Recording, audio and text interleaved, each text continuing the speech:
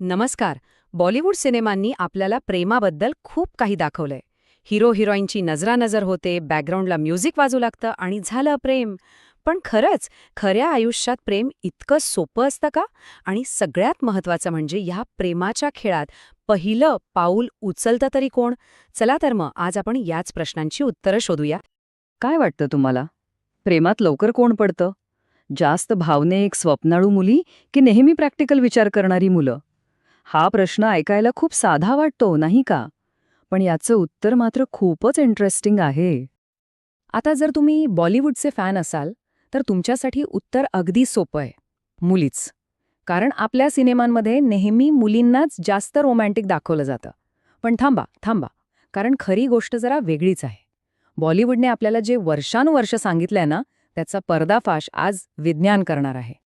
चला तर मग बॉलिवूडच्या या काल्पनिक दुनियेतून बाहेर पडूया आणि थेट सायन्सच्या जगात प्रवेश करूया. कारण मानसशास्त्राने एक असं सत्य समोर आणले जे आपल्या प्रेमाबद्दलच्या कल्पनांना पूर्णपणे बदलून टाकू शकतं. संशोधनातून हे सिद्ध झालंय की पुरुष स्त्रियांपेक्षा जास्त लवकर प्रेमात पडतात. हो, तुम्ही अगदी बरोबर ऐकलंय. विश्वास नाही बसत आहे? चला तर मग आकडेवारी काय सांगते तेच पाहूया. तर प्रेमात पडायला लागणाऱ्या वेळेची तुलना केली ना, की पुरुष आणि स्त्रियांमध्ये एक खूप मोठा फरक दिसून येतो. आणि हा फरक आपल्यापैकी बऱ्याच जणांसाठी नक्कीच आश्चर्यकारक असू शकतो. ही आकडेवारी तर खरंच थक्क करणारी आहे. एका पुरुषाला आय लव्ह यू म्हणायला सरासरी 88 दिवस लागतात आणि त्याच वेळी स्त्रीला मात्र ह्याच भावना व्यक्त करायला साधारणपणे 134 दिवस लागतात.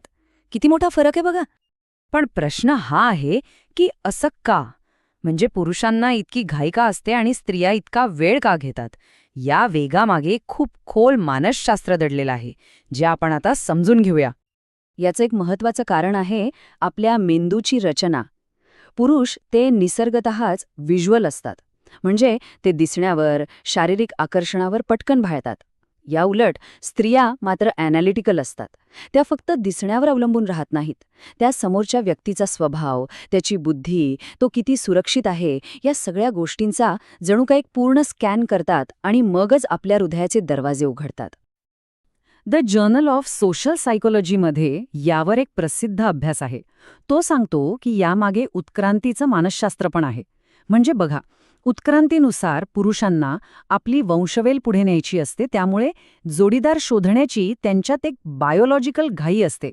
दुसरीकडे स्त्रियांना 9 महिने बाळाला वाढवायचं असतं, त्यामुळे त्या जोडीदार निवडताना साहजिकच जास्त सावध किंवा आपण म्हणूया की चूजी असतात.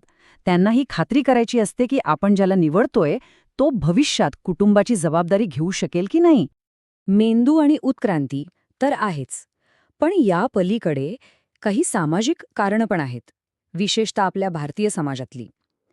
स्त्रिया वेळ का घेतात याचं एक महत्त्वाचं कारण म्हणजे समाज आणि सुरक्षिततेची गरज.